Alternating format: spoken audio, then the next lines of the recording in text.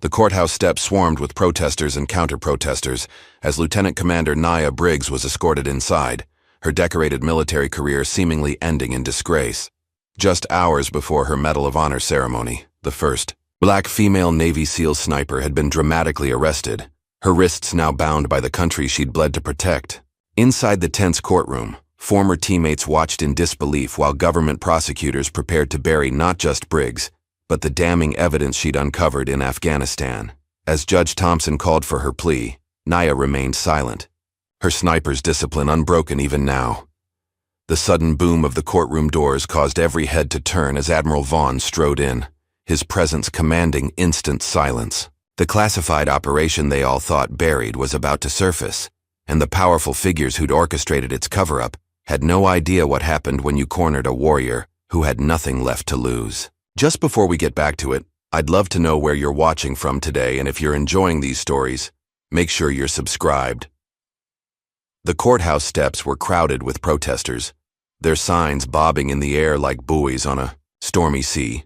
Some read "Free Briggs," while others proclaimed "Traitors deserve death."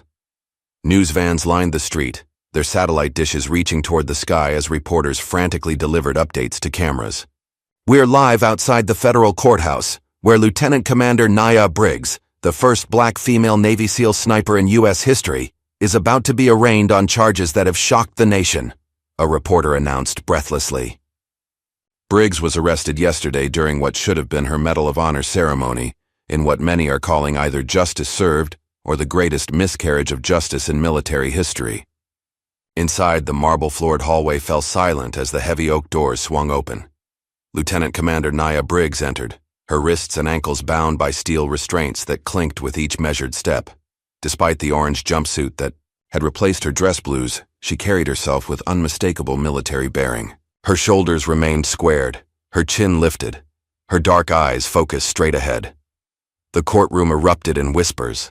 Journalists scribbled furiously in notepads while sketch artists captured her profile. Nia's expression betrayed nothing. Not fear, not anger, not even confusion. Just the steady, calculating focus that had made her legendary behind a rifle scope. "All rise," the bailiff called out as Judge Elaine Thompson entered, her black robe swishing as she took her seat at the bench. The judge's steely gaze swept across the packed gallery before landing on Nia. "Please be seated," she said, her voice crisp and clear in the suddenly quiet room. "We are here for the arraignment of Lieutenant Commander Nia Briggs on charges of—" She paused, adjusting her glasses as she reviewed the document before her.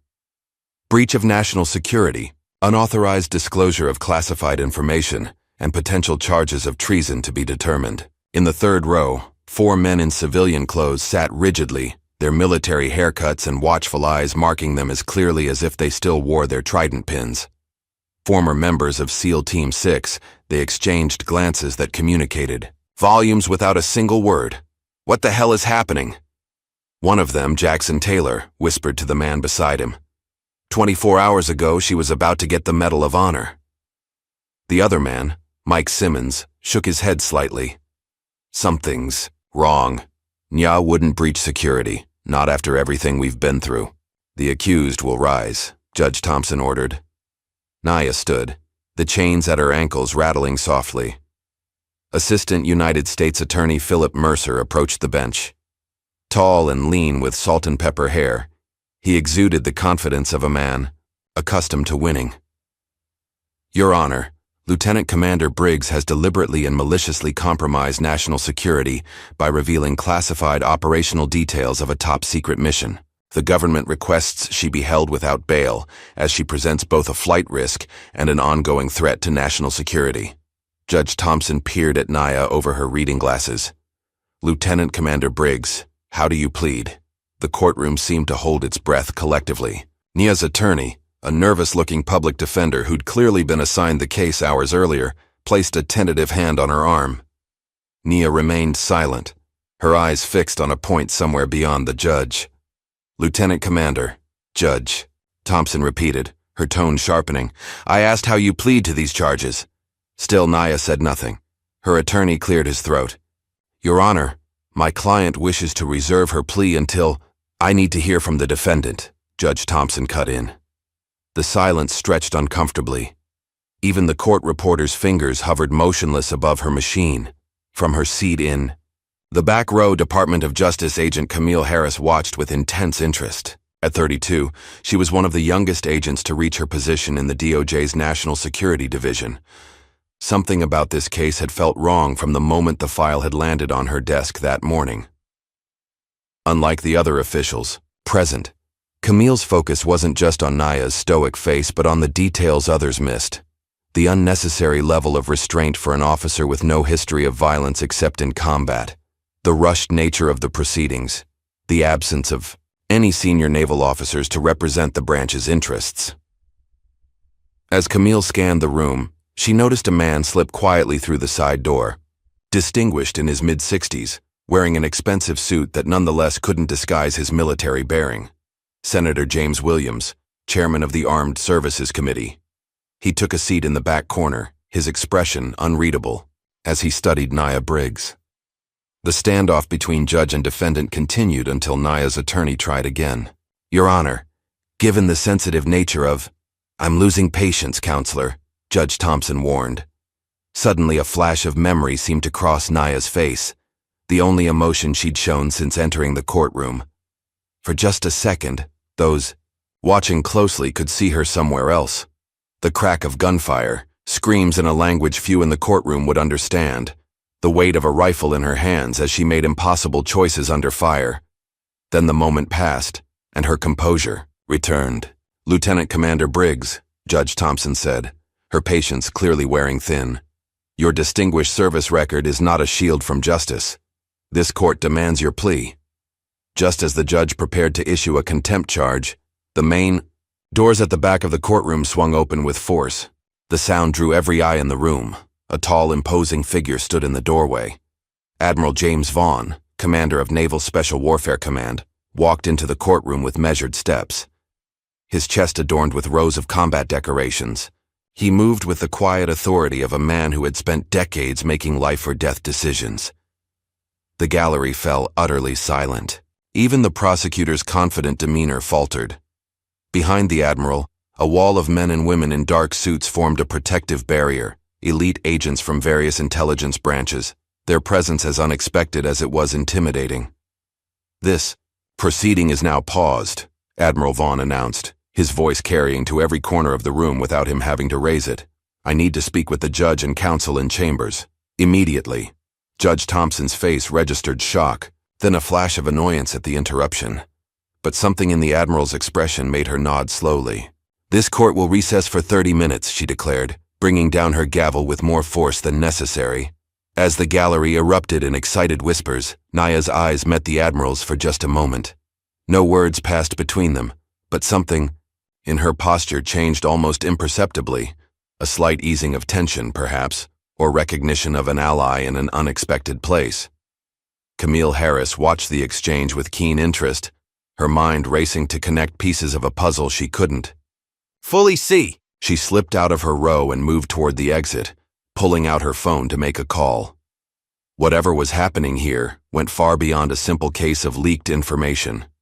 The harsh Afghanistan sun beat down on the rocky outcroppings surrounding the valley. Through her rifle scope, Lieutenant Commander Naya Briggs watched the compound below with the patience of a predator.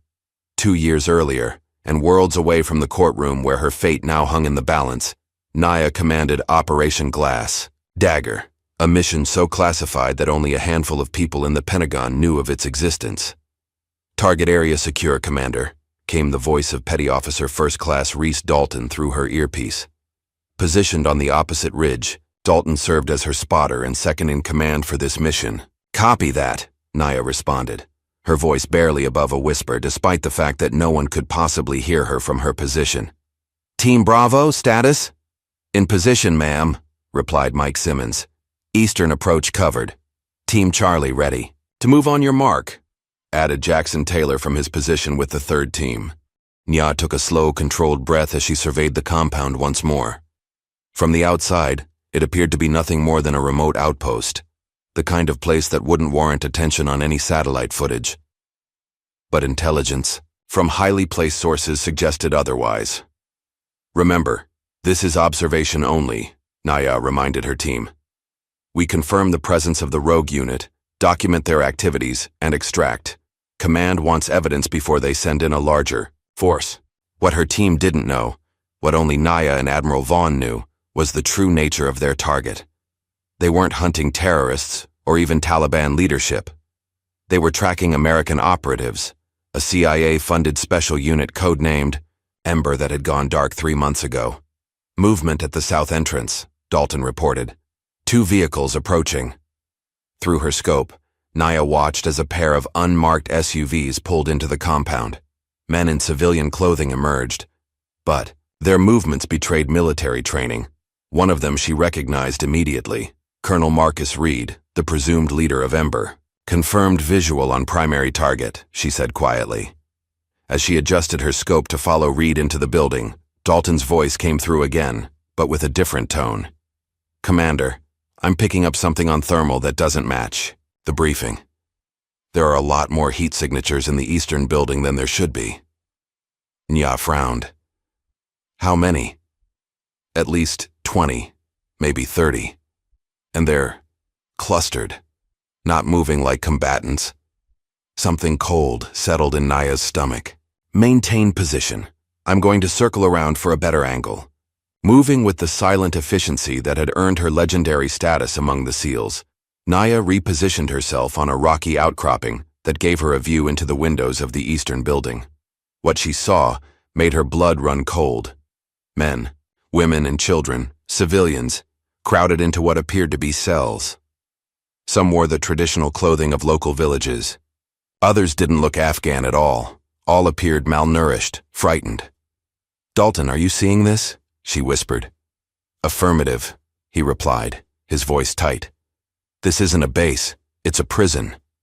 Nya keyed her secure satellite communication. Device. Glass dagger to lighthouse. Priority transmission for Admiral Vaughn only. After a moment of static, Admiral Vaughn's voice came through. Go ahead, Glass Dagger. Sir, Ember isn't just operating independently. They're holding civilians against their will.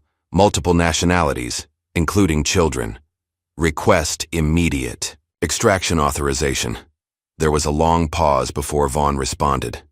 Negative, Commander. Maintain observation. We need more intel before we act. Sir, with respect, these people need immediate medical attention. Some appear to be subjects of... She hesitated, struggling to process what she was seeing through her scope. Sir, I believe they're being used for some kind of testing. Another pause, longer this time. Commander Briggs, your orders remain unchanged. Document everything, but do not engage.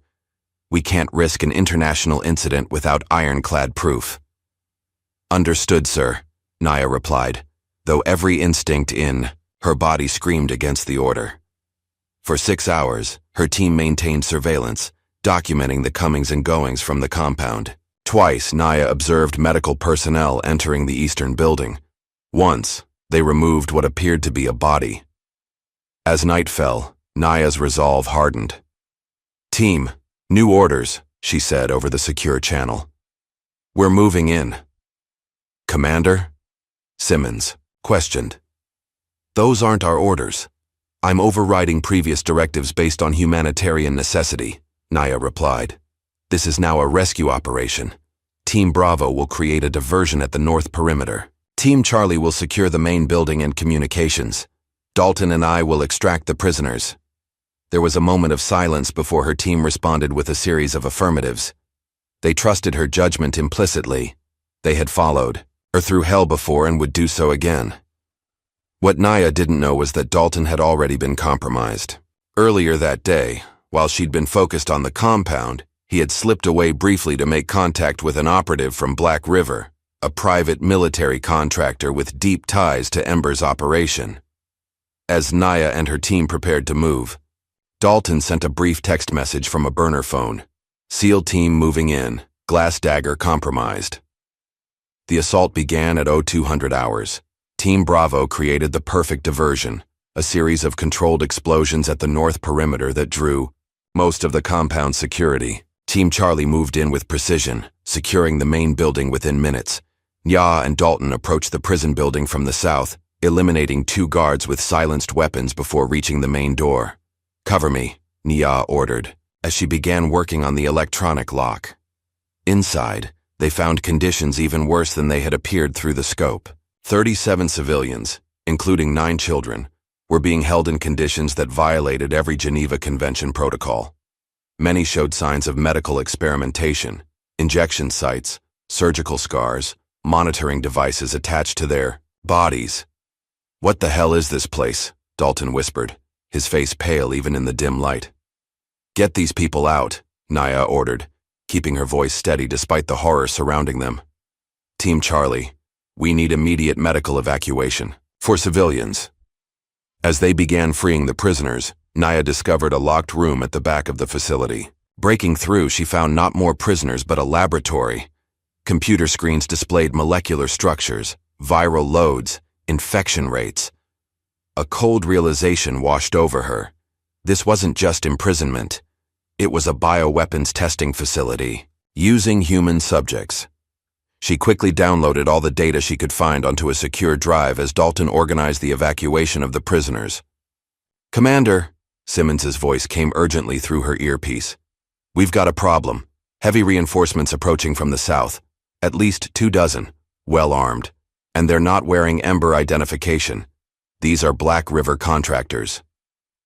Nia's mind raced.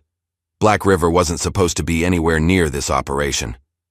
"Fall back to extraction point Bravo. Get those civilians out now." As she turned to leave the lab, she found Dalton standing in the doorway, his weapon raised and pointed directly at her. "I can't let you take that drive, Commander," he said, his voice strangely calm. Nia froze, her hand instinctively moving toward her sidearm. "Dalton, what are you doing?" "Following orders. My real orders." His expression remained neutral, professional.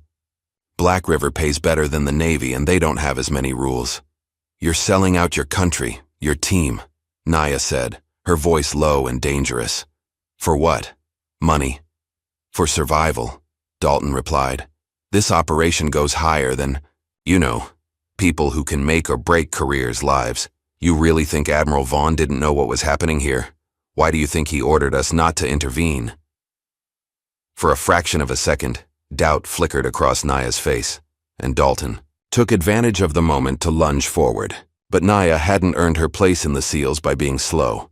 She sidestepped his attack, bringing her elbow down hard on his extended arm. His weapon clattered to the floor. What followed was a brutal close-quarters fight between 2 elite operators, who knew each other's moves intimately from years of training together. Dalton had size and strength on his side, but Nia had speed and a lifetime of having to prove herself in a world that underestimated her. In the end, it was Dalton who lay, unconscious, and Nia who emerged from the lab, blood trickling from a cut above her eye, the drive secured in her tactical vest. "Team Charlie, change of plans," she said into her comm. "Dalton is compromised. Consider him hostile." "Copy that," Taylor responded, though his voice betrayed his shock. "Civilians are loaded. We need to move now." As they regrouped outside, the first missiles hit the compound, Black River forces firing from the approaching helicopters. The ground shook with the impact, and flames began to engulf the buildings. "They're destroying the evidence," Nia realized. "Move out. Get to the extraction point." The team fought their way through the chaos, shepherding the terrified civilians toward the waiting helicopters. As they moved, Nia noticed a small girl, no more than 7 years old, frozen in fear as debris rained down around her. Without hesitation, Nia broke formation, sprinting through the firestorm to reach the child. She scooped the girl into her arms, just as a secondary explosion ripped through the compound's ammunition stores. The force of the blast threw them both forward, Nia twisting in midair to absorb the impact and shield the child. Pain lanced through her body as they hit the ground, but she didn't stop. Clutching the girl to her chest, she staggered to her feet and rejoined her team at the extraction point. As their helicopters lifted off, Nia looked back at the burning compound. The mission had gone catastrophically wrong, yet they had saved 37 lives that were never supposed to be there in the first place. But she knew, with cold certainty, that powerful people would not forgive that intervention. "Command isn't going to like this," Taylor said as they gained altitude. Nia checked the drive in her vest, then looked at the frightened civilians they'd rescued. Command can court-martial me if they want. I'll do the same thing again. What she didn't say, what she couldn't say to her team, was that the files she'd taken implicated not just Ember and Black River, but high-ranking officials in Washington, people with the power to make problems disappear, people like Admiral Vaughn. Back in the present-day courtroom, Prosecutor Mercer's voice cut through Naya's memories. Lieutenant Commander Briggs willfully disobeyed direct orders during a classified operation, resulting in American casualties and a diplomatic incident of the highest order.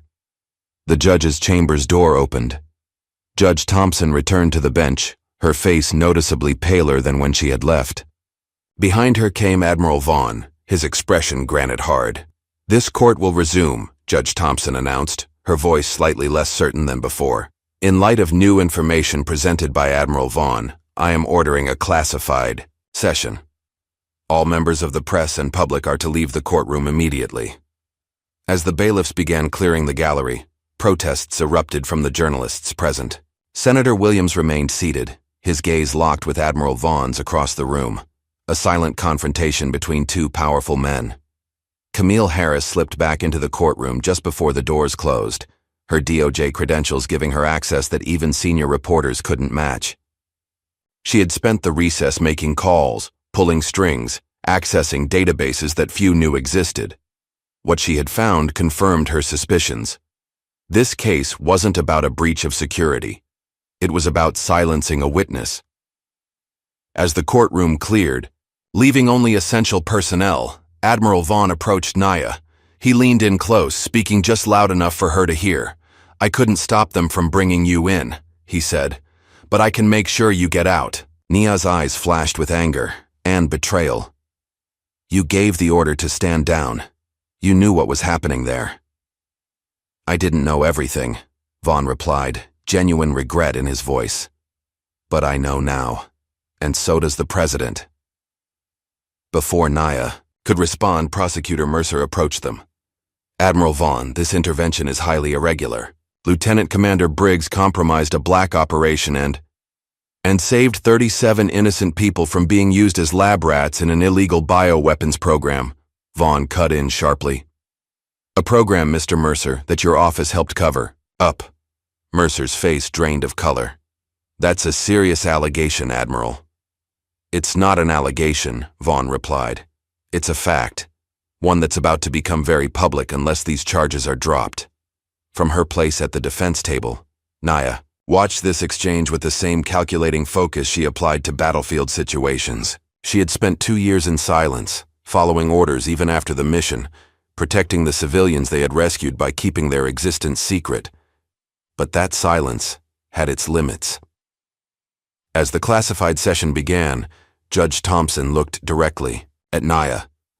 "Lieutenant Commander, I believe it's time you told this court exactly what happened during Operation Glass Dagger." Naya nodded slowly, her chains rattling softly as she stood. For the first time since entering the courtroom, she spoke. "Your Honor," she said, her voice clear and unwavering, "you have no idea what we uncovered." The classified session had ended hours ago, but its revelation still echoed through the empty courthouse corridors. Agent Camille Harris waited in the shadow of a marble column, checking her watch for the third time in 5 minutes. Her breath caught when she finally spotted Admiral Vaughn exiting through a side door, his security detail conspicuously absent. "Admiral," she called out, stepping forward, "a moment of your time." Vaughn paused, studying her with the measured gaze of a man who'd spent decades evaluating threats. "Agent Harris, I was wondering when DOJ would make their move." "This isn't official," Camille said, holding up her empty hands. "I switched off my recorder. This is just between us." Something in her tone must have convinced him. Vaughn nodded, toward a small alcove away from the security cameras. Once they were both tucked into the shadowed space, he spoke first. "You've been digging into Glass Dagger." It wasn't a question. Camille didn't bother denying it. "The official record doesn't match what I'm seeing in that courtroom. Lieutenant Commander Briggs is facing treason charges for what appears to be a textbook rescue operation." Vaughn's weathered face revealed nothing but his eyes. Those were different. Behind the professional mask, Camille recognized the look of a man carrying a burden too heavy to set down. "They're burying her because she saw something she wasn't supposed to," he said finally. "And so did I." "The bioweapons program?" "That's part of it." Vaughn checked his surroundings before continuing. Project Echo wasn't just about developing new weapons. It was about testing existing ones on subjects who couldn't fight back, who wouldn't be missed. Camille felt her stomach turn. And when Briggs intervened? She became a liability. We all did. The Admiral's gaze drifted to the courthouse windows. "I've made many difficult calls in my career, Agent Harris. Sending teams into danger, knowing not everyone would come back. But I've never ordered anyone to look the other way while civilians were—" He didn't finish the sentence. "Then why did you tell her team to stand down that day?" Vaughn's jaw tightened. "Because at the time, I believed what I was told, that interfering would compromise years of intelligence gathering. By the time I realized the truth and tried to countermand the order, it was too late. Briggs had already gone in.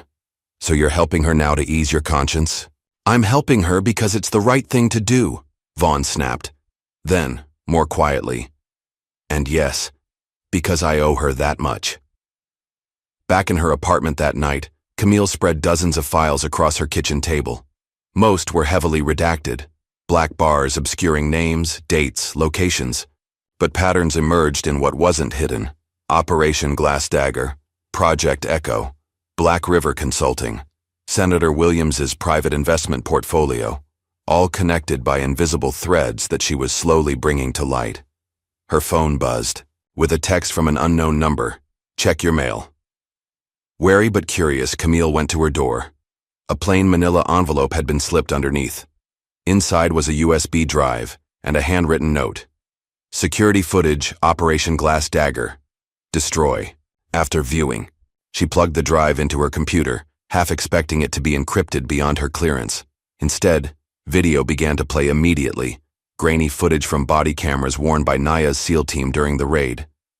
Camille watched, transfixed, as Naya Briggs moved through the compound with lethal efficiency, eliminating armed guards with precision before turning her attention to the locked cells. The footage showed Naya kneeling beside emaciated prisoners, some barely conscious, speaking gentle words of reassurance as she broke their restraints. One sequence showed Naya lifting a child into her arms, shielding the small body with her own, as explosions rocked the compound. Another captured her administering emergency medical care to a woman with infected injection sites covering her arms. "This isn't a breach of national security," Camille whispered to her empty apartment. "This is a cover-up." The next morning, Judge Thompson received a similar package. Unlike Camille, she viewed the footage in her chambers with the court's security officer present, standard procedure for evidence in classified cases. What wasn't standard was the cue, Judge's reaction. "Get me Admiral Vaughn," she ordered, her normally composed demeanor shaken, "and clear my docket for the rest of the day." At a small diner across town, two men sat in a corner booth, coffee cooling untouched before them. Jackson Taylor and Mike Simmons, former members of Naya's SEAL team, had civilian jobs now, but their vigilance remained military sharp as they surveyed the other patrons. "She's being railroaded," Taylor said quietly. "The question is, do we stand up and potentially go down with her, or keep our heads down and live with it?" Simmons tapped his fingers on the laminate tabletop, a nervous habit he developed after leaving the service. "We took an oath to the Constitution, not to people using it as cover for war crimes." "Our families, Mike. Think about what they could do to our families." "I am thinking about them," Simmons replied. "I'm thinking about what I'll tell my daughter when she asks me where I was when they sacrificed Naya Briggs to protect the powerful." He paused. "I can't live with that silence." Taylor nodded slowly. "Decision made. Then we go on record. Together." Meanwhile, in the wood-paneled office of Senator James Williams, a very different conversation was taking place. The senator paced behind his desk, while a man in an expensive suit sat calmly in a leather chair opposite. "This should have been handled quietly," Williams hissed. "Now we have a circus that's drawing attention to exactly what we wanted buried." Lawrence Pierce, CEO of Black River Consulting, remained unruffled. The situation is contained, Senator. Briggs will be convicted under the Espionage Act. The classified nature of the trial means no public record. And Admiral Vaughn? He seems to have found his conscience rather suddenly. Pierce smiled thinly. We have contingencies for Vaughn.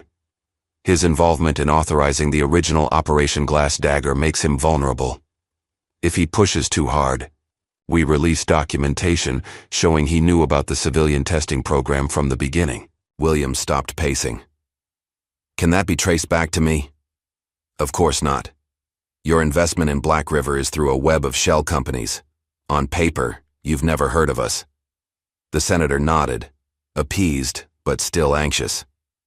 What about the DOJ? Agent who's been sniffing around? Harris? We're watching her, Pierce assured him. One step out of line and her career is over. He leaned forward. More importantly, I've drafted new legislation for you to introduce. It expands the definition of treason to include whistleblowers who expose classified operations, regardless of criminal activity uncovered. With the right framing, we can fast-track it through committee while public attention is on the Briggs case. William smiled for the first time. Using her to set the precedent that will prevent future Briggs situations. I like it. The next day, Camille Harris was summoned to her supervisor's office. Deputy Director Frank Wilson didn't offer her a seat when she entered, nor did he look up from the file open on his desk. Agent Harris, you've been reassigned, effective immediately. Camille kept her expression neutral. May I ask where? Field office in Anchorage. The paperwork's already processed. Alaska? On what grounds? Wilson finally looked up. On the grounds that I said so. But off the record, you're digging into things above your clearance level. Glass Dagger is off limits. I haven't accessed any files beyond my authorization, Camille countered. Don't play games, Harris. We both know what you've been doing. Wilson's voice lowered. Take the reassignment. Go cool off in Alaska for a year, and maybe you'll have a career to come back to. Keep pushing, and you won't just lose your job. The threat hung in the air between them. Camille thought of the footage she'd seen, of Nia Briggs risking everything to save innocence when she could have simply followed orders. Is that all, sir? She asked quietly. Wilson nodded, already returning to his paperwork. Flight leaves tomorrow. Don't miss it. Camille walked out without another word, her decision already made. She wouldn't be on that flight. Halfway across the world, in a small apartment in Virginia, Fareed Nasser watched the news coverage of Nia's case with growing agitation. As the former translator for Nia's SEAL team, he had been there that night, in Afghanistan. He had helped comfort the rescued prisoners in their native languages, had assisted in treating their wounds, had promised them that America would bring those responsible to justice. Now he was watching that promise unravel on live television. His phone rang, a secure line used only by a handful of people. Yes? Mr. Nasser. Admiral Vaughn's voice. I think it's time. I've been ready, Fareed replied. But they denied my visa application to testify. That's been resolved. There's a car waiting outside your building. It will take you to Andrews Air Force Base. From there, you'll be brought directly to the courthouse. Fareed looked out his window. Sure enough, a black SUV idled by the curb. I'll be right down. What neither man knew was that their call had been monitored. Within minutes, a Black River tactical team was dispatched to intercept Fareed before he could reach the courthouse. Back in court, the atmosphere had changed dramatically from the previous day. Judge Thompson's demeanor had shifted from skeptical to troubled. Prosecutor Mercer seemed less confident, more defensive. And Nia Briggs, while still in restraints, now had a team of military lawyers flanking her instead of the overwhelmed public defender. The gallery, cleared of media but filled with military and intelligence officials, buzzed with tension as Mercer approached the bench with a digital evidence tablet. Your Honor, the government wishes to present classified footage recovered from Lieutenant Commander Briggs's personal effects. This evidence clearly shows her acting as a rogue operator, disregarding chain of command, and endangering American assets in the field. Judge Thompson nodded. Proceed. The courtroom lights dimmed as screens. descended from the ceiling. The footage that began to play showed select moments from the raid, edited to remove context. Naya giving orders that contradicted her official mission parameters. The confrontation with Dalton, framed to make it appear that Naya had attacked a loyal team member. The destruction of the compound, presented as if Naya had ordered it to destroy evidence rather than Black River's attempt to eliminate witnesses. From his seat at the defense table, Admiral Vaughn's face darkened. He rose to his feet. "Your Honor, this footage has been doctored." Mercer turned, affronted. "That's a serious accusation, Admiral." "It's not an accusation. It's a fact." Vaughn reached into his briefcase and removed a sealed folder stamped with presidential seals.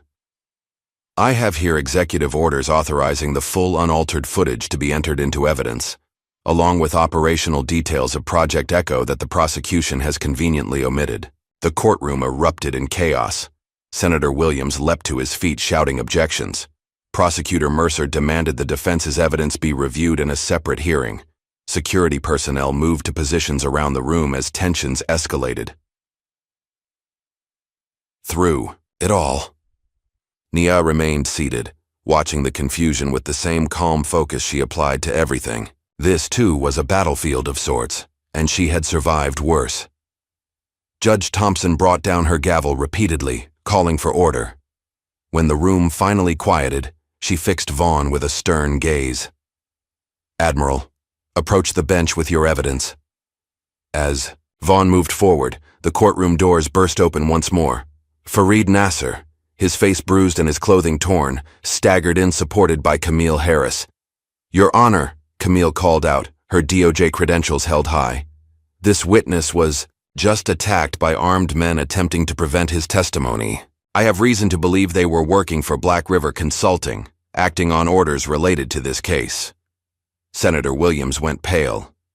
Prosecutor Mercer began frantically whispering to his assistants, and Judge Thompson, surveying the chaos before her, made a decision that would alter the course of the trial. "This court will hear the unaltered evidence and testimony from all relevant witnesses," she declared, beginning with the full operational details of Project Echo. Admiral Vaughn stepped forward, placing his sealed documents on the bench. "Your Honor, what you're about to see links a private military contractor, a classified bioweapons program, and elements within our own government in a conspiracy that Lieutenant Commander Briggs uncovered at great personal risk." The screens in the courtroom flickered to life once more, this time showing the unedited footage. As the truth of Operation Glass Dagger unfolded before the stunned courtroom, the full weight of what Naya had discovered, and what powerful people had tried to hide, became devastatingly clear. The footage ended, leaving the courtroom in stunned silence. For several long seconds, no one moved. Then, somewhere in the back row, a veteran began to sob quietly. Judge Thompson removed her glasses, pinching the bridge of her nose. When she looked up, her eyes were rimmed with red. "This court will recess for 30 minutes. As officials filed, out in shocked silence, Nia remained at the defense table, her shoulders finally beginning to sag under the weight of 2 years of isolation and accusation. For the first time since her arrest, the mask of perfect military composure cracked. When the courtroom emptied except for her attorneys and 2 security officers, Naya buried her face in her hands, her shoulders shaking with silent sobs. "I begged them," she whispered, so softly that her lead attorney had to lean close to hear. "I begged command to send medical evac for those people. There was a little girl. She couldn't have been more than 5. They were injecting her daily with some kind of viral agent, monitoring how long it took for symptoms to appear." Her voice broke. "We had room in the helicopters. We could have gotten them all out. But someone higher up ordered our medical transport diverted, said it was a contamination risk. Those people needed help, and I was told to leave them to die." The attorney placed a hand on her shoulder, at a loss for words in the face of such raw pain. In that moment, Nia Briggs wasn't the legendary SEAL sniper, the woman who had broken barriers and set records. She was simply a soldier who had seen too much and carried too heavy a burden for too long. In the judge's chambers, Admiral Vaughn sat alone with Judge Thompson, who was reviewing Additional documents with growing horror. "The order to retreat and burn the evidence came from your office, Admiral," she said, her voice tight with anger. "Your signature is right here." Vaughn nodded heavily. "I gave the initial order based on information provided to me by intelligence officials. I was told the compound contained terrorist leaders planning attacks on American forces. When Lieutenant Commander Briggs reported finding civilians instead, I tried to countermand my order." He passed another document across the desk. "This is the communication log. By the time my countermand reached the field, Black River forces had already begun the bombardment." Judge Thompson studied the timestamp. 17 minutes. 17 minutes between your original order and your attempt to reverse it. 17 minutes in which I failed 37 innocent people and one of the finest officers I've ever commanded. Vaughn's voice was hollow with regret. "I've spent the last 2 years trying to make it right." Outside the courthouse, Camille, Harris sat with Fareed Nasser in a secure vehicle, helping him apply an ice pack to his bruised face. "They knew exactly when I was leaving my apartment," Fareed said. "If you hadn't shown up when you did." "I've been expecting something like this," Camille replied. "After what happened to the other witnesses." Fareed looked at her sharply. "What other witnesses?"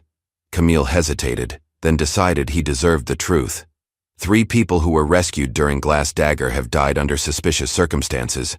In the past month. Car accident, home invasion, apparent suicide. "And still you got involved, knowing the risk?" She thought about her supervisor's threat, the assignment to Alaska, the warning to stop digging. "Some things are worth the risk, Mr. Nasser." Fareed nodded slowly. "Lieutenant Commander Briggs said something similar that night in Afghanistan, when I asked her why she was risking her career to save strangers. The court reconvened with a different energy, the performative aspects of legal procedure stripped away by the gravity of what had been revealed." Naya, composed once more but with the shadow of her emotional breakdown still visible in her reddened eyes, stood as Judge Thompson returned to the bench.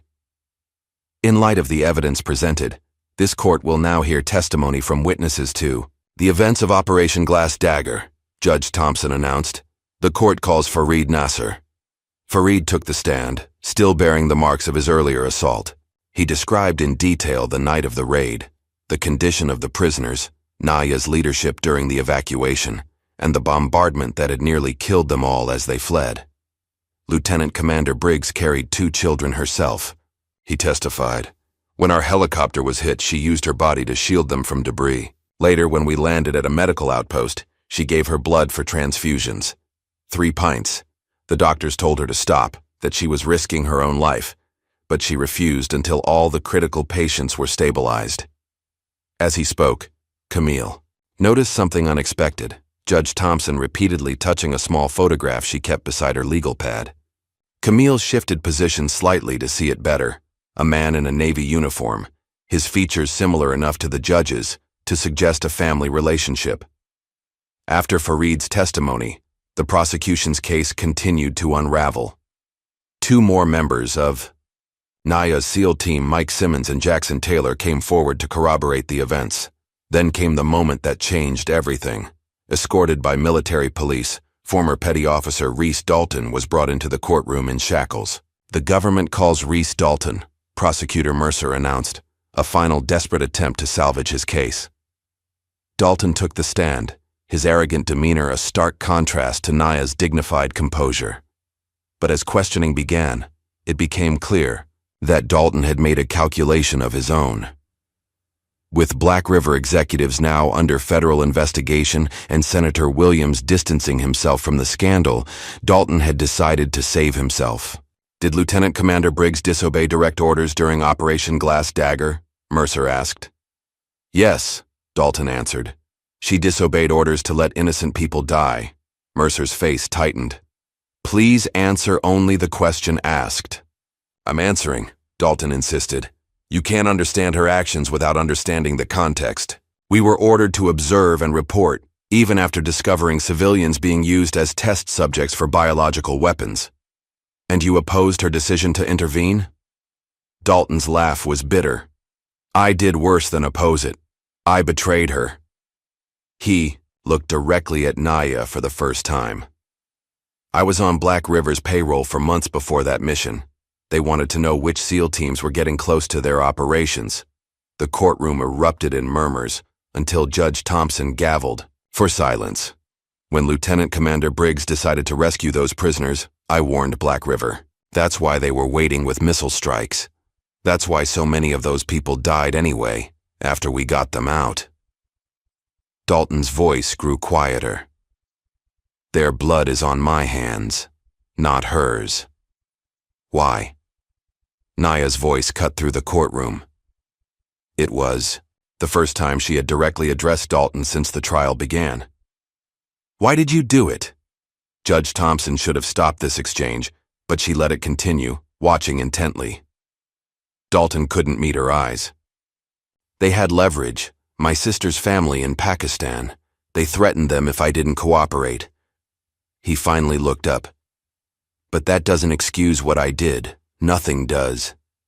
If your family was threatened, you should have come to me, Naya said, her voice firm but not unkind. We would have protected them. I know that now. Dalton's shoulders slumped. I've had 2 years in a cell to think about it. As testimony continued, the truth emerged piece by piece. Naya hadn't leaked classified information as accused. She had followed proper channels reporting the bioweapons program up the chain of command. But those reports had been buried by the same officials who were invested in Black River's operations. When official channels failed, Naya had made the decision to protect the rescued civilians by keeping them hidden, working with trusted NGOs, to relocate them across Europe and Canada with new identities. Her silence wasn't an admission of guilt, it was protection for people who would be eliminated if found. Outside the courthouse, the crowd had grown as word spread of the dramatic testimony taking place within. Veterans groups, human rights activists, and ordinary citizens gathered, their chants of "Free Briggs" growing louder by the hour. The tension reached its peak when Senator Williams attempted to leave through a side exit, only to be confronted by a wall of protesters. His security detail hustled him back inside, where Camille Harris was waiting. "Senator Williams," she said, her DOJ badge displayed prominently, "I need to ask you some questions about your investment in Black River Consulting." Williams's face hardened. "I have no comment on ongoing legal matters, Agent Harris. And if I were you, I'd be very careful about making accusations against a sitting." "Senator, this isn't an accusation. It's an investigation." Camille held up a folder. "We have financial records showing your offshore accounts received payments from Black River on the same day you blocked congressional oversight of private military contractors operating in Afghanistan." The senator's composed facade cracked. "You have no idea what forces you're playing with, Agent Harris. One phone call from me and what?" Admiral Vaughn's voice interrupted as he rounded the corner. "You'll have her silenced like you tried to silence Briggs? Like you silenced those witnesses?" He stepped closer to Williams, his physical presence intimidating despite his age. "That game is over, Senator." Back in the courtroom, Judge Thompson was engaged in her own internal struggle. Throughout the day's testimony, she had repeatedly touched the photograph on her bench, a habit that hadn't escaped Naya's notice. During a brief recess, Naya approached the bench. "Your Honor, if I may, the man in your photograph, he was a SEAL, wasn't he?" The judge stiffened. "My brother, Commander Michael Thompson. He died in Afghanistan 2 years ago." "During Operation Glass Dagger," Naya said softly, recognition dawning. "He was one of the support team pilots. The Black River missiles hit his helicopter first." Judge Thompson's professional mask slipped. "He was flying a medical evacuation chopper, unarmed. They shot him down anyway." "I didn't know he was your brother. I'm so sorry." "When I was assigned this case, I should have recused myself," the judge admitted. "But I wanted to see the person responsible for the operation that killed him. I wanted to hate you." "And now?" Naya asked quietly. Judge Thompson looked at the photograph once more. "Now I know my brother died trying to save innocent people, just like you tried to do." She straightened, composure returning. "I'll be making a statement when we reconvene." The final session of the day began with Judge Thompson addressing the court. Having reviewed the evidence and testimony presented, I find that Lieutenant Commander Briggs acted not with criminal intent, but with moral courage in the face of extraordinary circumstances. This court is moving to dismiss all charges related to Operation Glass Dagger. A wave of relief swept through Naya's supporters, but the moment was short-lived. As Judge Thompson continued, the main doors of the courtroom crashed open. A team of federal agents in tactical gear entered, led by a stern-faced woman in a dark suit. "This court is now adjourned," the woman announced, flashing credentials that made even Judge Thompson pause. "Lieutenant Commander Naya Briggs is being remanded to federal custody on charges of high treason under National Security Directive 1949. "On whose authority?" Admiral Vaughn demanded, rising to his feet. "The highest," the woman replied coolly. "Director Kessler, Office of International Security. Lieutenant Commander Briggs will be transported to a secure federal facility pending a closed tribunal." As federal agents moved to take custody of Naya, Judge Thompson made one final effort to maintain control of her courtroom. "This proceeding is not concluded. You have no jurisdiction here."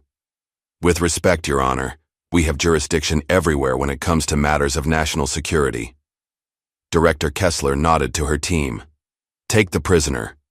Naya stood tall as the federal agents approached. She had fought this battle in good faith, through proper channels, only to find that the system she had sworn to defend was being used against her.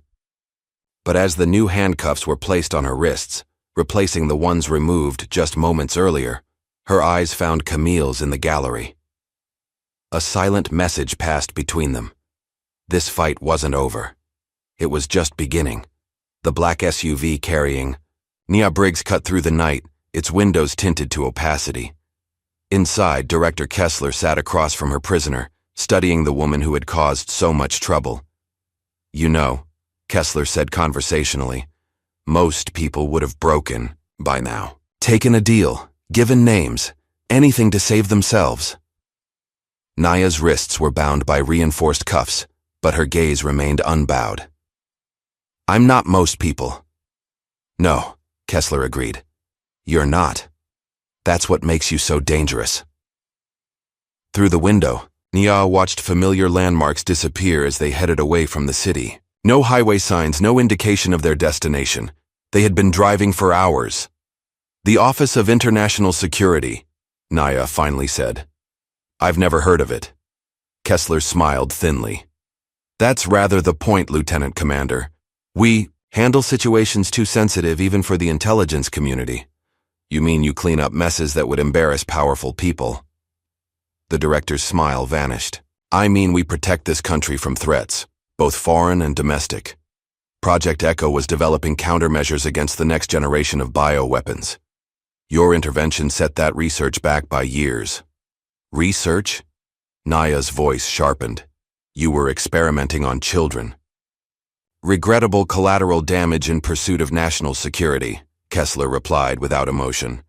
"A concept I'd expect a decorated SEAL to understand." Naya leaned forward, despite the restraints. "I understand the difference between necessary sacrifice and crimes against humanity. That line seems to have blurred for you, Director." The SUV turned onto an unmarked gravel road, then through a checkpoint guarded by men in unmarked tactical gear. They approached what appeared to be an abandoned mining facility, its entrance camouflaged to blend with the surrounding landscape.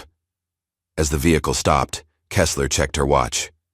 "Welcome to your new home, Lieutenant Commander, at least until your tribunal, which I should mention will not include witnesses, a jury, or press coverage."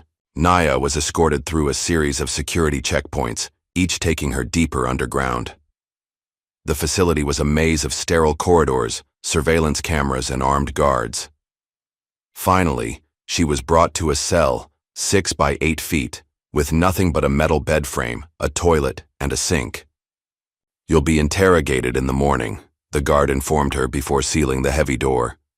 Alone for the first time since her arrest, Naya methodically inspected her cell, testing the limits of her confinement with the same precision she'd once used to evaluate sniper positions. No windows, no vents large enough for escape.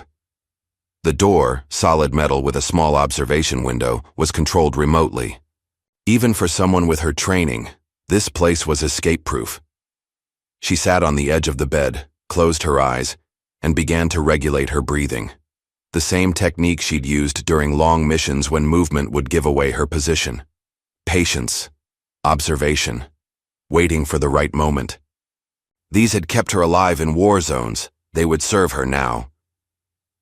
Back in Washington, Judge Elaine Thompson sat in her chambers, a glass of bourbon untouched before her.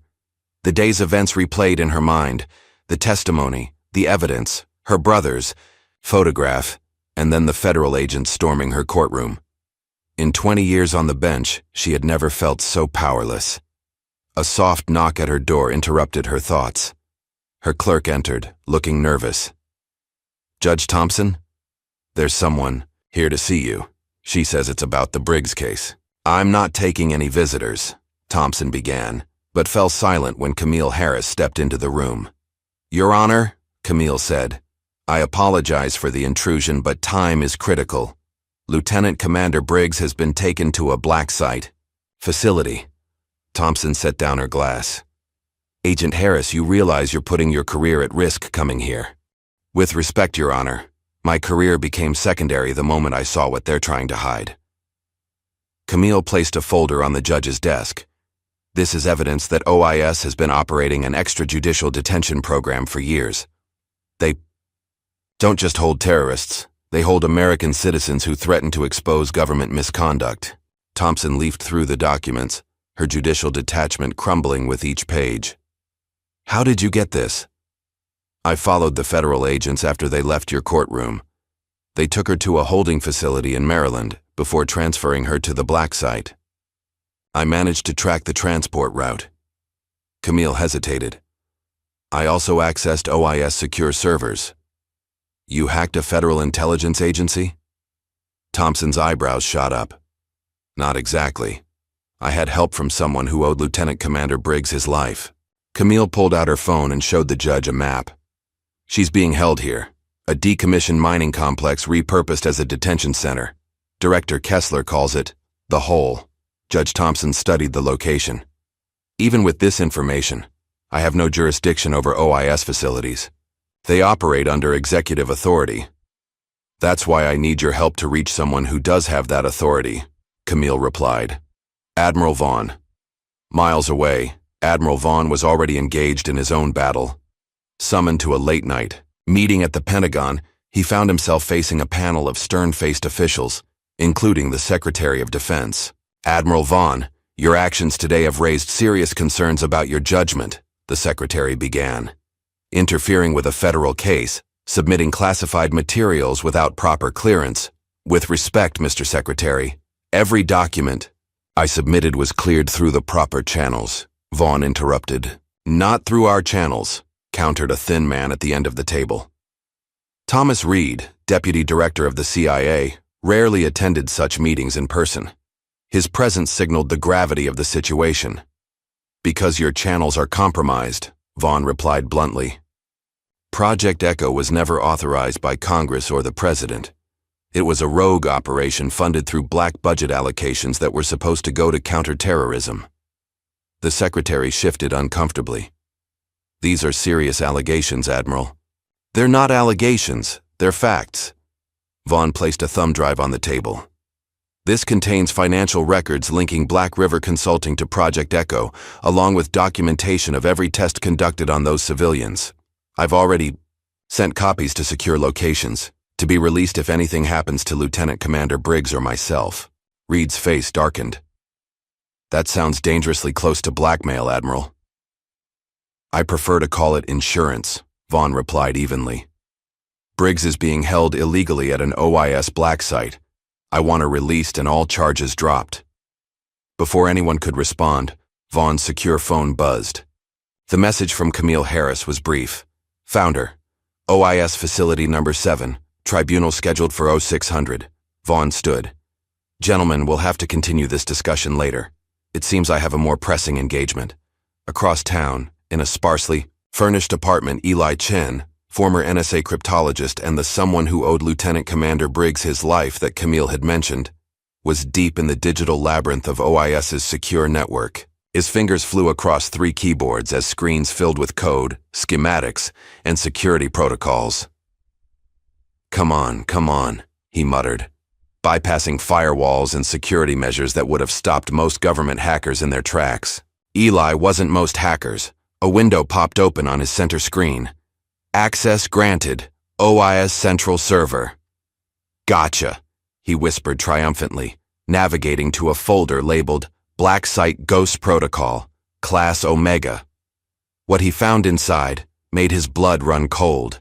Video files, hundreds of them, documenting years of illegal experimentation on unwitting subjects. Medical reports detailing symptoms, progression rates, mortality statistics, and authorizing signatures, including Director Kessler's, on every test approval form. Eli downloaded everything, his hands shaking slightly as the files transferred. When his phone rang, he answered without checking the caller ID. Tell me you found something, Camille's voice came through. More than something, Eli replied, his voice grim. I found everything. Video proof of high-ranking officials approving bioweapon tests on civilians during Briggs's mission. Kessler's signature is on every authorization. But Camille, this goes way beyond Echo. They've been doing this for years. There was silence on the line. Then, send everything to the secure server I set up. And Eli, be careful. These people don't play by any rules. Dawn was breaking when Naya was taken from her cell to an interrogation room. Sleep-deprived and hungry, she still maintained her composure as Director Kessler entered, accompanied by 2 analysts carrying files. I hope you rested well, Lieutenant Commander, Kessler said, taking a seat across from Naya. We have a long day ahead of us. Am I being charged with something specific, or is this just a fishing expedition? Naya asked. Kessler smiled. Let's start with something simple. Operation Glass Dagger. Who authorized you to change the mission parameters from surveillance to extraction? No one, Naya answered honestly. I made that call in the field when I discovered civilians being tortured. And yet, Kessler continued, sliding a document across the table, we have a communication from Admiral Vaughn, sent 12 hours before your team deployed, instructing you to look specifically for evidence of Project Echo. Naya stared at the document, genuine confusion crossing her face for the first time. That's not possible. My orders were surveillance only. Admiral Vaughn never mentioned Project Echo before deployment. Are you calling this document a forgery? I'm saying I never received it, Naya replied, carefully studying the paper more closely. The header, the formatting, it looked authentic. But the implication was clear. Someone was setting up Admiral Vaughn, suggesting he had sent Naya as a mole to expose Echo. And suddenly, with crystal clarity, Naya understood the game. You're not after me, she said slowly. I'm bait. You want Admiral Vaughn. Kessler's expression remained neutral, but the slight tightening around her eyes confirmed Naya's suspicion. Vaughn was always the target, Kessler acknowledged finally. His position gives him access to intelligence, oversight committees, military appropriations, classified operations across all branches. When he started asking questions about Echo 2 years ago, he became a liability. So why come after me now? Why not take him out directly? Because Vaughn is politically protected. You, despite your impressive record, are not. By arresting you, we forced his hand. He had to either abandon you or expose himself by coming to your defense. Kessler leaned forward. He chose the latter, as we knew he would. His testimony yesterday gave us all we need to remove him permanently. Naya's mind raced. If what Kessler was saying was true, then Vaughn had been investigating Echo independently, perhaps even before Glass Dagger. Had he suspected what was happening and sent her team to confirm it? Had the order to stand down been a cover? Why tell me this? Naya asked. Because it doesn't matter what you know anymore, Kessler replied coldly. In a few hours, both you and Admiral Vaughn will face a tribunal that will find you guilty of treason. The penalty, as I'm sure you're aware, is death. Miles away, Camille Harris sat across from Admiral Vaughn in a secure safe house, reviewing the files Eli had extracted from the OIS server. This goes beyond anything I imagined, Vaughn said, his face ashen as he viewed footage of Project Echo's experiments. They weren't just developing bioweapons. They were testing delivery methods, infection rates, mortality statistics, using human beings as lab rats. And it wasn't just Echo, Camille added, pulling up additional files. There were at least 7 other projects, all operating under similar protocols, all unauthorized, all using Black River as operational support. Vaughn rubbed his face, suddenly looking every year of his age. I've been a fool, Agent Harris. 2 years ago I received intelligence suggesting unusual activity at that compound. I sent Briggs' team to investigate, thinking it was a terrorist cell. When she reported civilians being held, I tried to reverse my stand-down order, but Black River had already moved to eliminate witnesses, Camille finished. Yes. And afterward, when Briggs brought me the evidence she'd recovered, I thought the right approach was to work through official channels. I took it to the Joint Chiefs, to the Director of National Intelligence. Vaughn's voice hardened. That's when the cover-up began. Briggs was reassigned to increasingly dangerous missions. The civilians she'd rescued started dying in accidents, and I was suddenly facing early retirement. So you both went silent to protect the survivors, Camille concluded, until they arrested her during the Medal of Honor ceremony. The medal was supposed to be their way of buying her silence permanently, Vaughn explained. When she made it clear she wouldn't be silenced, they moved to Plan B. Camille's phone buzzed. A text from Eli. Tribunal moved up. RO600 today. Need to move now. She showed Vaughn the message. We're out of time. The Admiral stood. Decision made.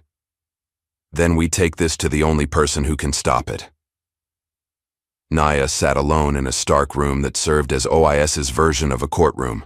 No windows, no spectators, just a panel of 3 stern-faced officials behind a raised bench. Director Kessler stood as prosecutor.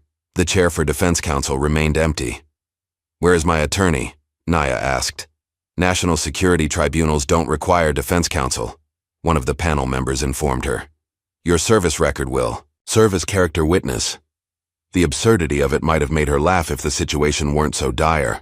Her entire career, her sacrifices, her accomplishments, reduced to a piece of paper that would be ignored by people who had already decided her fate. The proceedings began with a reading of the charges: treason, espionage, unauthorized disclosure of classified information, insubordination. Each carried penalties ranging from life imprisonment to death. As evidence was presented, all carefully selected and edited to paint Naya as a rogue operator, she remained silent. This wasn't a trial. It was theater. The verdict had been determined before she entered the room. Her thoughts drifted to the civilians she'd saved. Had it been worth it, knowing it would end like this?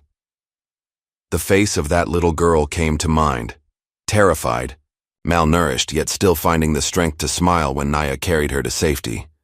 Yes, it had been worth it, even knowing the cost. The sound of the door opening drew Nia back to the present. A young officer entered, approaching the panel with a sealed envelope. The center judge opened it, his expression changing as he read its contents. This tribunal will recess for 15 minutes, he announced abruptly. As the panel filed out, Nia remained seated, puzzled by the interruption. Minutes later, the door opened again, but instead of the tribunal panel, Admiral Vaughn entered, accompanied by 2 presidential Secret Service agents. Admiral, Nia said, rising to her feet. What's happening? A correction, of course, Lieutenant Commander. Vaughn's voice carried the authority of his rank, but his eyes held something else. Regret, perhaps, or atonement. You're being released into my custody by presidential order. Before Nia could respond, Director Kessler burst into the room, her carefully maintained composure cracking. This is an outrage. You have no jurisdiction here, Admiral. Actually, he does, said one of the Secret Service agents, presenting a document bearing the presidential seal. By executive order, OIS is being placed under review, and all detainees at black site facilities are to be transferred to proper federal custody pending investigation. Kessler's face flushed with anger. You've made a grave mistake, Admiral. This goes higher than you know. I know exactly how high it goes, Vaughn replied calmly. And so does the President, now that he's seen the files Agent Harris recovered. From your servers. As the agents moved to remove Naya's restraints, she looked at Vaughn with new understanding. You sent me to find Echo, didn't you? Even before Glass Dagger. I was your mole.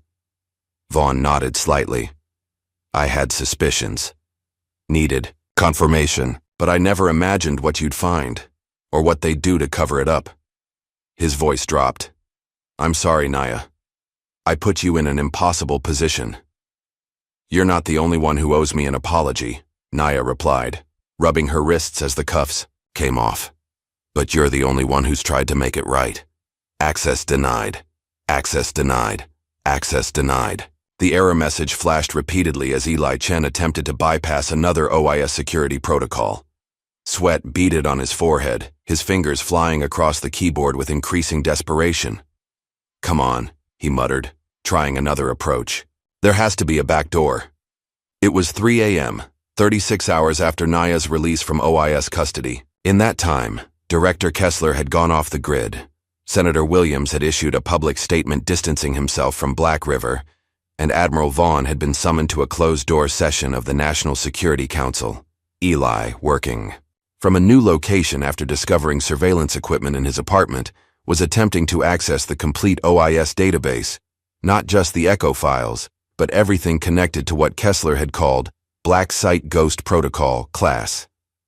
Omega. His screen suddenly went black, then filled with cascading code. For a heart-stopping moment, he thought he'd triggered a security countermeasure. Then the code resolved into a simple message. Try this key, followed by a string of characters. Eli hesitated, then entered the key. Instantly, folders began populating his screen, thousands of them, dating back nearly a decade. Holy shit, he whispered, pulling out his phone to call Camille. She answered on the first ring. Tell me you found something. I found everything. Eli replied, his voice hushed with shock. Someone just gave me master access to the entire Ghost Protocol database. Video, audio, documentation. It's all here. Someone? Camille repeated. Who? I don't know. But whoever it is, they have highest level clearance. The files I'm seeing, Camille, this is bigger than Echo. Much bigger. Send me what you have. I'll bring it to Admiral Vaughn. In a secure conference room at the Pentagon, Admiral Vaughn sat with Naya, reviewing the evidence they had compiled. Despite her release, Naya remained in a precarious position, legally cleared but still watched by powerful enemies. The mission within the mission, Vaughn explained, pulling up classified documents on a secure terminal. 2 years ago, I began noticing discrepancies in operation reports from Afghanistan, missions that officially never happened, funding that couldn't be traced, personnel transferred without explanation. You suspected a black operation, Naya said. One without proper authorization. Vaughn nodded. I needed someone I could trust completely to verify my suspicions. Someone with the skills to get in and out undetected if necessary. Me, Naya said simply. You, he confirmed. I selected your team for Glass Dagger because of your reputation for moral clarity as much as your tactical excellence. The official mission was surveillance of suspected terrorist activity, but I gave you a secondary objective. To look for signs of unauthorized American operations, Naya finished. I remember, but you never mentioned bioweapons or civilian prisoners. Because I didn't know, Vaughn admitted, the weight of those words heavy in his voice. I suspected weapons development, perhaps illegal arms trading. Not this. He gestured to the images on the screen, evidence of human experimentation that violated every international law and moral principle. When you reported finding civilians, I tried to abort the mission to assess the situation. By then, Black River was already moving to eliminate evidence. His voice grew quiet. I failed you, Lieutenant Commander, and I failed those people. Nia studied the man she had alternately respected, resented, and blamed for the past 2 years. Why didn't you tell me the truth after it happened? Why let me think I'd gone rogue? Protection, Vaughn replied. If they knew you were acting under my orders, they would have eliminated you immediately. Your insubordination was your shield. Before Naya could respond, Camille Harris burst into the room, laptop in hand.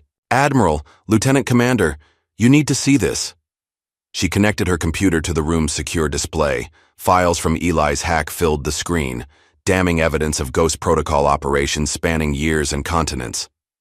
"This is what Eli found in the OIS database," Camille explained, navigating through folders. Project Echo was just one branch of a much larger program. They've been conducting similar operations in Yemen, Somalia, Ukraine, anywhere with enough instability to hide their activities. "Who authorized this?" Vaughn demanded, his face pale with anger. "That's the thing," Camille replied, pulling up a heavily encrypted document. "According to this directive, Ghost Protocol was established, under the authority of you, Admiral." Naya's head snapped up. "What?" Vaughn stared at the document in disbelief. "This is a forgery. I never authorized any such protocol." "The digital signature matches yours," Camille said. "But there's something odd about the timestamp.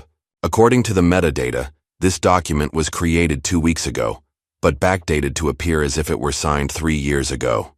They're framing you," Naya realized. "Just like Kessler said during my interrogation. You were always the target." The Admiral's phone rang, a secure line connected directly to the White House. As he answered, his expression grew increasingly grave. "Yes, Mr. President, I understand. I'll be there within the hour." He ended the call and turned to the others. "That was the President. Congress has called an emergency classified hearing. I'm being summoned to testify about my role in establishing Ghost Protocol." "It's a trap," Naya said immediately. "Once you're under oath, they'll use these forged documents to discredit you and everything you've revealed about Echo." "I know," Vaughn agreed, "but I have no choice. If I refuse to appear, it confirms their narrative that I've gone rogue." He stood, straightening his uniform. "Agent Harris, continue working with Mr. Chen. Find anything that can prove these documents. We're falsified." As Vaughn prepared to leave, Naya stepped forward. "Admiral, let me come with you." "Absolutely not," he replied firmly. "You're still vulnerable. If they can't get to me, they'll use you as leverage." "With respect, sir, we're stronger together. They want to separate us because it makes their job easier." Vaughn considered her words, then nodded slowly. "Very well, Lieutenant Commander, but stay close. This isn't a battlefield you're familiar with. All battlefields operate on the same principle, Admiral," Naya replied. "Know your enemy and never give them the high ground." As they left, Camille turned back to her laptop, diving deeper into the files Eli had uncovered. Something wasn't adding up. Why would OIS create such elaborate forgeries only to store them where they could potentially be discovered? Unless... "It's a diversion," she muttered to herself. "They want us focused on clearing Vaughn while they move on their real objective." She pulled out her phone to call Eli, but there was no answer. Her stomach tightened with dread. Grabbing her weapon and badge, she raced for the door. Across town, in a nondescript hotel room, Director Warren Kessler sat across from Senator James Williams and Lawrence Pierce of Black River. The atmosphere was tense, the conversation hushed. "The President has ordered a full investigation," Kessler informed them. "OIS is being placed under oversight. Ghost Protocol is being shut down." "This is a temporary setback," Pierce replied, dismissively. "We've weathered similar storms before." "Not like this," Kessler countered.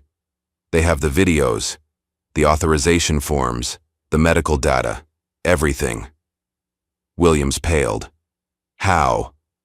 "Someone inside OIS, someone with highest level access."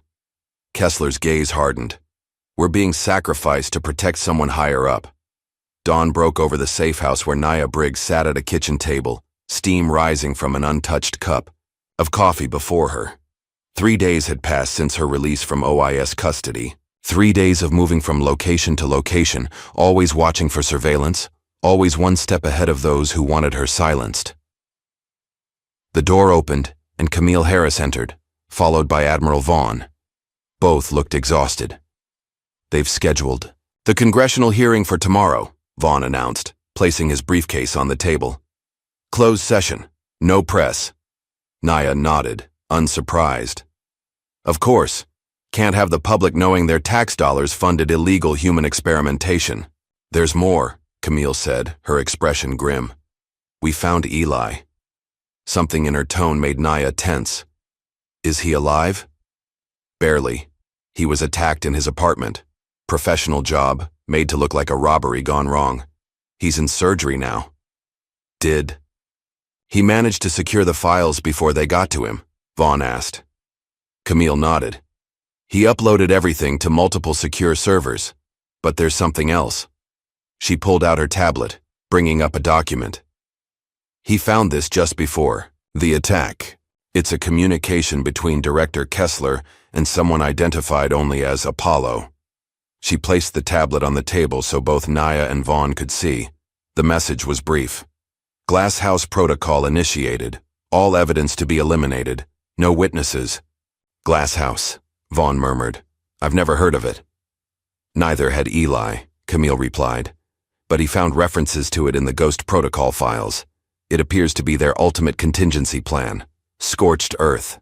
Elimination of all evidence. And anyone who might testify, including us, Nya concluded. Not just us, Camille said, pulling up another screen.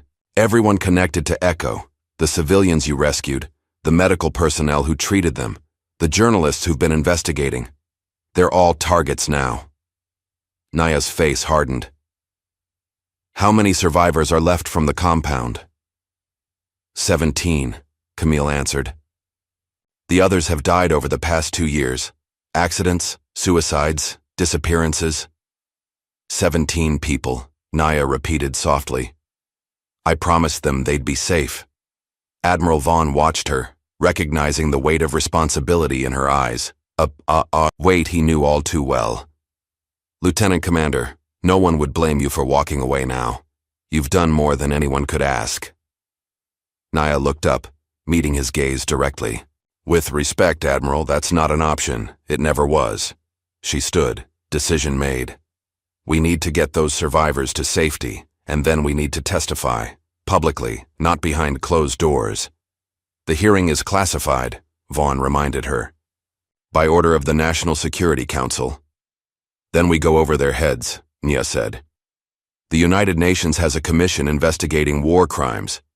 If we bring the evidence and witnesses there, not even the U.S. government can sweep it under the rug. Camille and Vaughn exchanged looks. What Naya was proposing wasn't just risky, it was potentially an act of treason itself, revealing classified operations to an international body. I know what you're thinking, Naya said, reading their expressions. But we've tried working within the system. The system is compromised. Sometimes the only way to save something is to expose it to the light. After a moment, Vaughn nodded. I'll make some calls. I still have contacts at the UN who might help arrange this. We'll need security for the survivors, Camille added. People we can trust. My former team, Naya suggested. Taylor, Simmons. They've already risked everything by testifying. As they began formulating a plan, none of them noticed the nearly invisible drone hovering outside the window, its high-resolution camera capturing every word spoken inside. In Sati, a private airfield outside Washington, Director Kessler reviewed the drone footage on her tablet. Beside her, a team of elite operatives prepared weapons and tactical gear. They're planning to take the witnesses to the UN, she informed her team. We intercept them en route. Clean operation, no traces. And Briggs? Asked the team leader. Kessler's expression hardened. Highest priority target. She does not reach that hearing. The next morning, as Naya prepared to leave the safe house, Camille received an urgent call. Her face paled as she listened. What is it? Naya asked when she ended the call. They've taken my brother, Camille said, her voice shaking with a mixture of fear and rage. Arrested him on falsified drug charges an hour ago. They're holding him at a federal detention center. It's leverage, Vaughn said grimly. They're trying to control you. Camille's jaw set with determination. They picked the wrong family to threaten. My brother was a Marine before he became a teacher. He can handle himself. She looked at Naya. And so can I. Are you sure? Naya asked, I've never been more sure of anything, Camille replied. But we need to change our approach. They're expecting us to run, to hide. Instead, let's go on the offensive. She pulled out her phone, scrolling through contacts before finding the one she wanted. Time to call in a favor. 3 hours later, Camille Harris sat across from Catherine Bennett, anchor of the most-watched news program in America. Cameras rolled as Camille, identified only as senior federal agent, her face partially obscured, laid out the evidence of Project Echo, Ghost Protocol, and the illegal detention of U.S. citizens. What you're describing sounds like something from a totalitarian regime, not the United States government, Bennett said, her professional demeanor slipping to reveal genuine shock. That's exactly the point, Camille replied. These programs operate in direct violation of U.S. law and international human rights conventions. They represent a shadow government operating without accountability or oversight. And you have evidence to support these allegations? Substantial evidence, which has been secured in multiple locations. If anything happens to me or my sources, that evidence will be released automatically to every major news outlet worldwide. As the interview aired live, phones began ringing across Washington. At his private club, Senator Williams watched with growing horror as his investment in Black River was mentioned by name. In the Pentagon Situation Room, generals and intelligence chiefs scrambled to contain the fallout. And in her command center, Director Kessler realized her carefully constructed operation was collapsing around her. "Find Harris," she ordered her team, "and locate Briggs. They don't reach the UN hearing." But Kessler had underestimated her opponents. While Camille drew attention with her televised interview, Naya and Admiral Vaughn were already implementing the next phase of their plan. At a private airstrip outside Baltimore, Fareed Nasser, now a U.S. citizen after years of fighting for asylum, helped load 17 nervous passengers onto a chartered jet. Each had been rescued during Operation Glass Dagger. Each bore the physical and psychological scars of Project Echo, and each had agreed to testify before the United Nations Commission. "You're doing a brave thing," Fareed told a young woman as he helped her aboard. "Your testimony will save others from suffering as you did." She looked at him with eyes that had seen too much. "Will it really make a difference? These people, they have so much power." "Yes," he said with conviction, "because the truth has power too. Lieutenant Commander Briggs taught me that." As the plane prepared for takeoff, Naya stood on the tarmac with Admiral Vaughn, watching the survivors board. "Once that plane leaves, there's no turning back," Vaughn said quietly. "The government will call it treason." "They've already called it that," Naya replied. "At least this way the truth gets told." A black SUV screeched to a halt at the airfield gate. Nia tensed, reaching instinctively for a weapon that wasn't there, but it was Camille who emerged from the vehicle, running toward them. "They're coming," she said breathlessly. "OIS tactical team 10 minutes out. Someone leaked our location." Vaughn turned to the pilot. "Get these people in the air now." As the plane's engines roared to life, a second vehicle approached, this one moving with deliberate speed rather than urgency. When it stopped, the rear door opened to reveal Senator Williams. "This is unexpected," Vaughn remarked as the senator approached alone. Williams looked haggard, his usual polished appearance replaced by a man who hadn't slept. "I want to talk.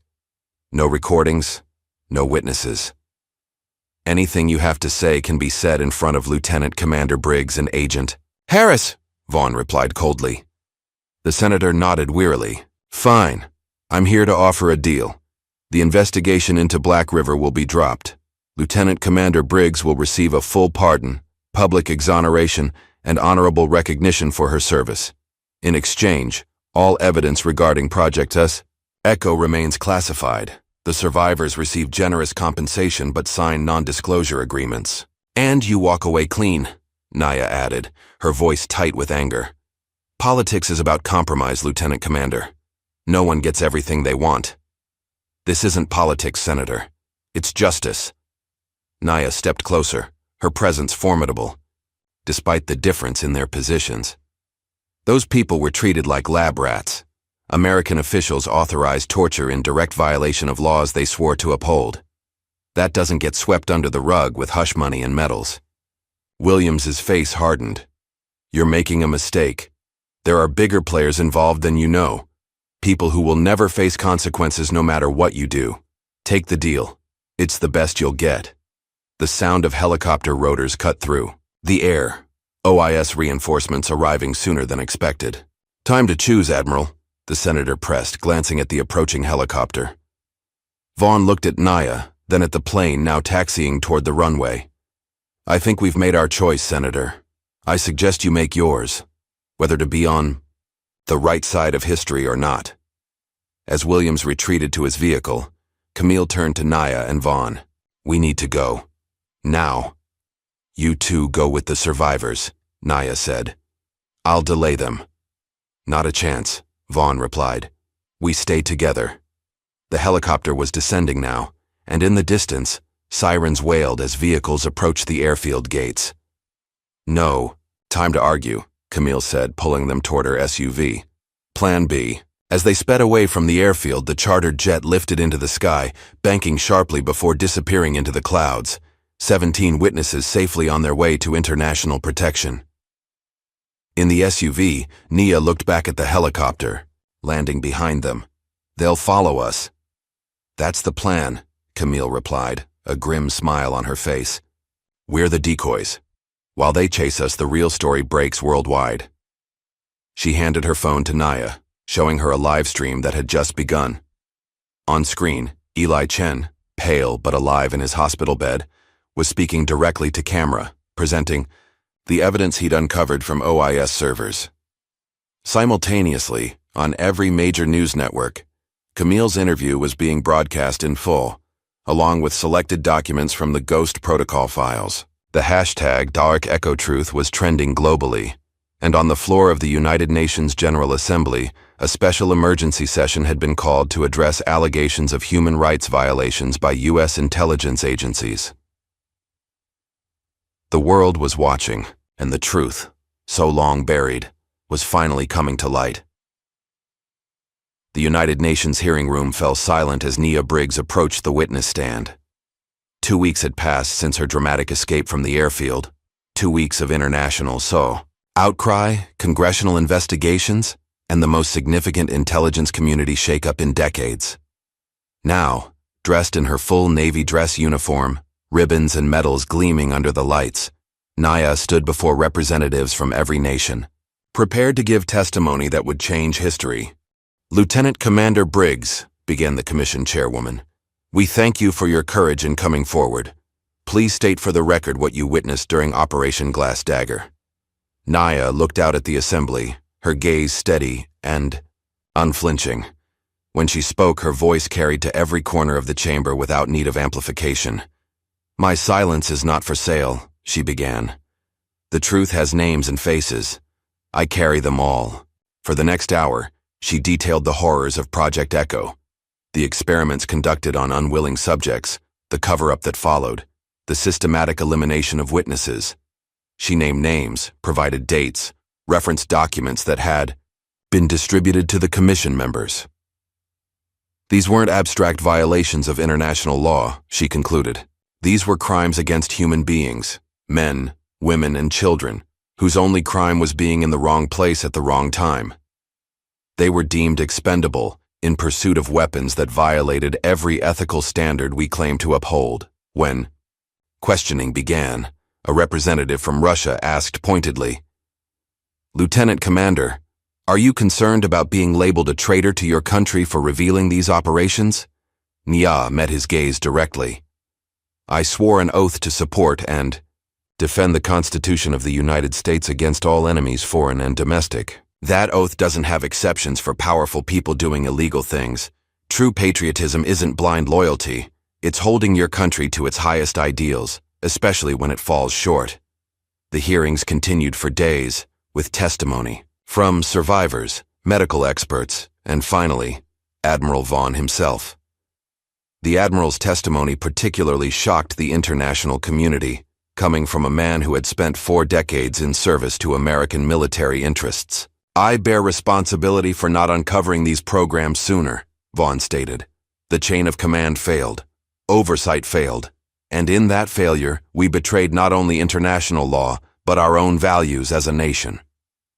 Back in Washington, the ICAO fallout was seismic. Director Kessler was arrested while attempting to flee the country. Senator Williams resigned in disgrace, though his parting statement hinted ominously that there are bigger players still in the shadows. Black River Consulting's assets were frozen pending multiple investigations. Lawrence Pierce and several executives faced criminal charges for their role in Project Echo and other black site operations. In a ceremony that received considerably less publicity than Naya's arrest, Camille Harris was appointed director of a new independent oversight task force charged with investigating abuses within the intelligence community. Her first official act was to secure the release of her brother from federal custody. Admiral Vaughn, his health declining after decades of service and the stress of recent events, submitted his retirement papers. At his modest going-away ceremony, he made a point of inviting underprivileged youth interested in military service, the first class of what would become the Vaughn Mentorship Program for future leaders. Reese Dalton, the SEAL who had betrayed Nia's team, was sentenced to 20 years in federal prison for his role in the deaths caused during Operation Glass Dagger. Before being taken away, he asked to speak briefly with Nia. "I don't expect forgiveness," he told her. "I just wanted you to know. You were right. I should have come to you about my family being threatened. Every day I have to live with what I did." Nia studied the man who had once been her trusted teammate. "We all live with our choices, Dalton. Make something of the years you have left." As global attention on the scandal began to fade, Nia found herself at a crossroads. She had been offered everything from book deals to political appointments, all of which she declined. Instead, she requested reassignment to train the next generation of special operations personnel, with a specific focus on ethical decision-making in the field. One morning, as she sorted through the mountain of correspondence that had accumulated, Nia found a letter with no return address. Inside was a child's drawing of a woman in uniform, standing tall among clouds. The handwritten note, in careful but imperfect English, read, "Lieutenant Commander Briggs, my name is Farah. You carried me from the bad place when I was 7 years old. Now I am 9 and live in Canada with a new family. My teacher asked who my hero is, and I said you. Because of you, I want to be brave too. Thank you for saving me." Nia sat motionless, the letter in her trembling hands, as tears she had held back for 2 years finally fell freely. Weeks later, she stood at Arlington National Cemetery, paying respects to fallen comrades. The autumn leaves drifted around her, as she placed a small stone on each grave marker, an old SEAL team tradition. "They offered me another medal," she said softly to the silent stones. "I told them to give it to you instead." "Talking to the dead, Lieutenant Commander?" came a voice behind her. Nia turned to find Camille Harris, bundled against the October chill. "Sometimes they're better listeners than the living." "I wouldn't know," Camille replied with a small smile. "The living have been keeping me plenty busy." She fell into step beside Nia as they walked the rows of white markers. "The Oversight Commission is making progress. We've identified 3 more black site operations. Shut them all down." "Good," Nia said simply. "And the UN Commission has recommended international protocols to prevent similar programs from operating anywhere in the world. They're calling it the Briggs Protocol." Nia shook her head. "I don't need my name on anything." "Too late. It's already in the draft resolution." They walked in companionable silence for a while before Camille spoke again. "The President is giving a speech next week at the Global Military Ethics Conference. He's asked if you would introduce him." Nia stopped walking. "Why me?" "Because people listen when you speak," Camille said. "And because he's announcing reforms based on your testimony." After a moment's consideration, Nia nodded. "I'll be there." The following week, before an audience of military leaders, ethicists, and human rights advocates from around the world, Lieutenant Commander Nia Briggs took the podium. The applause that greeted her was thunderous, but she raised a hand for silence. "2 years ago," she began, "I faced an impossible choice between following orders and following conscience. I chose conscience, and that decision came with a heavy price. But standing before you today, I can say with certainty that it was the right choice. She paused, looking out at faces from dozens of nations, all united in their attention to her words. We serve to protect, not to hide. The truth is our greatest weapon. And when we forget that, when we believe that anything, even the darkest deeds, can be justified in the name of national security, we become what we claim to be fighting against. As she concluded her remarks and prepared to introduce the president, Nya caught sight of familiar faces in the audience. The survivors of Project Echo, healthy and whole after 2 years of recovery. Admiral Vaughn, watching with quiet pride. Camille Harris, whose courage had matched her own. Farid Nasser, now working as an advocate for refugees.